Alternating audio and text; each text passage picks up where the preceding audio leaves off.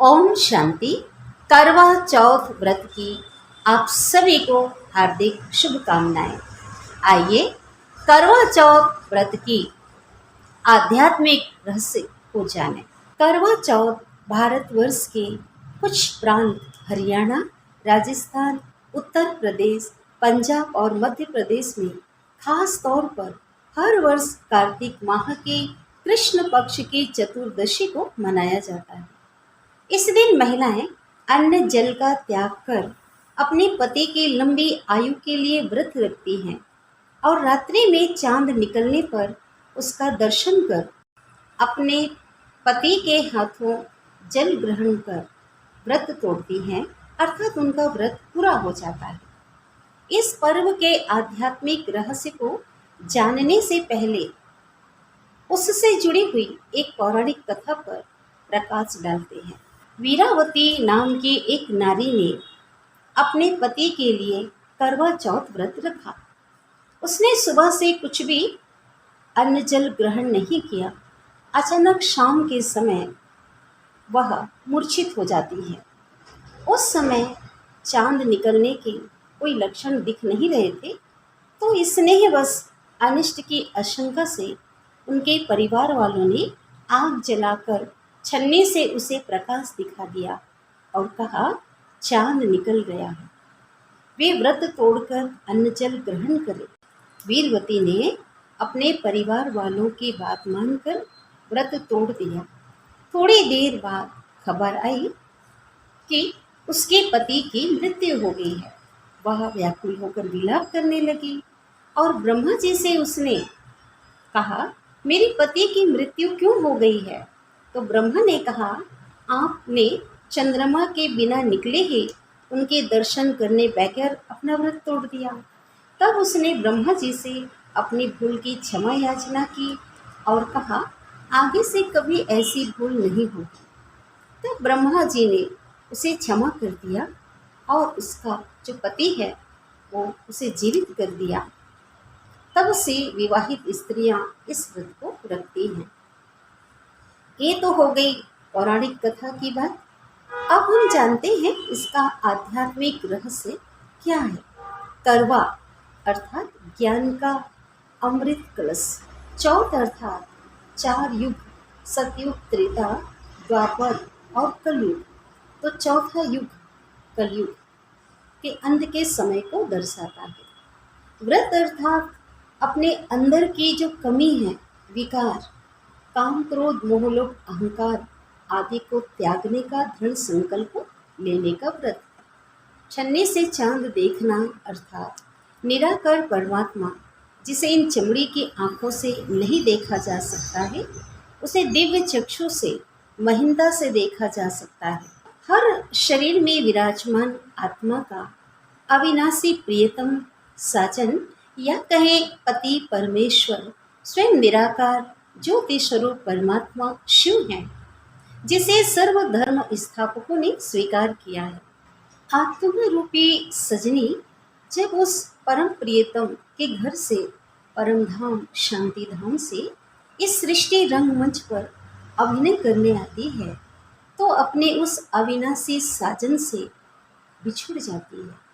सृष्टि के प्रारंभ में जब स्वर्णिम युग था, सतयुग और त्रेता 2 युग में वह सुख की प्रारब्ध भोगती है।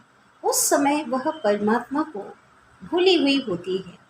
लेकिन जैसे ही सुख की प्रारब्ध समाप्त हो जाती है, तो द्वापर से जो आत्मरूपी सजनी देह अभिमान में आकर अपने संयम नियम मर्यादा को भूलकर अपने श्रेष्ठ पथ से विचलित हो जाती है। इसके परिणाम स्वरूप वह दुखी अशांत हो जाती है। अब उसे अपने परम प्रियतम परमात्मा की याद सताने लगती है और वह उसे पाने के लिए अनेक जन्मों की कठिन तपस्या, भक्ति, पूजा पाठ, व्रत आदि करती है और उस हसीन मुसाफिर से मिलने के लिए आतुर हो उठती है। साजन मेरा हसीन मुसाफिर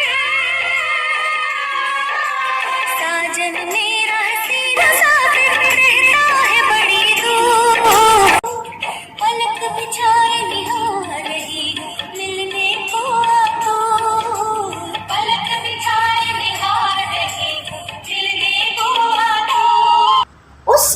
आत्माओं का शिव साजन जो परम धाम में होते हैं, वे जन्म जन्म की प्रभु प्यार की प्यासी आत्माओं की प्यास बुझाने के लिए, उन्हें तृप्त करने, अखंड सौभाग्यवती बनाने के लिए चौथ अर्थात चौथे युग कलयुग के अंत में अवतरित होते हैं।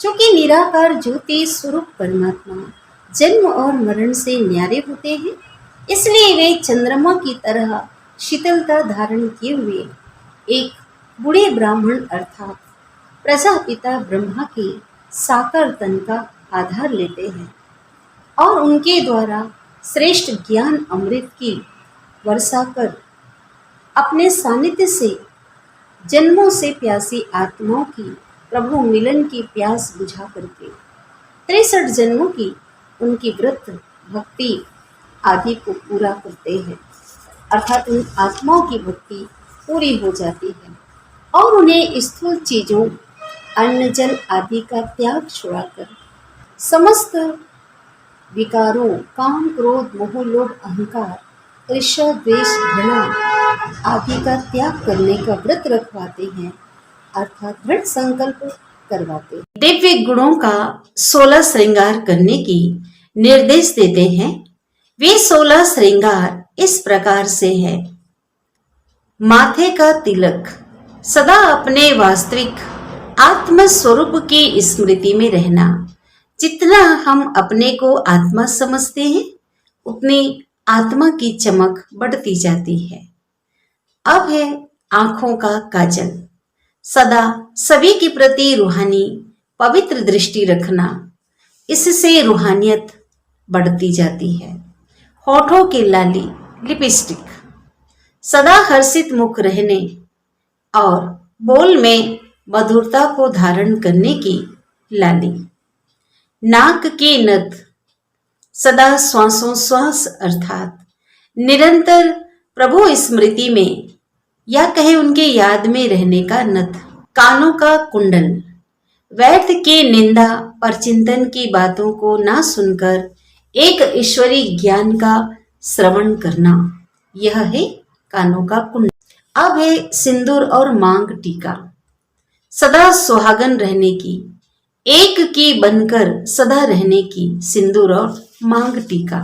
अब है कंगन, सदा पवित्रता को धारण करने का कंगन पहनना।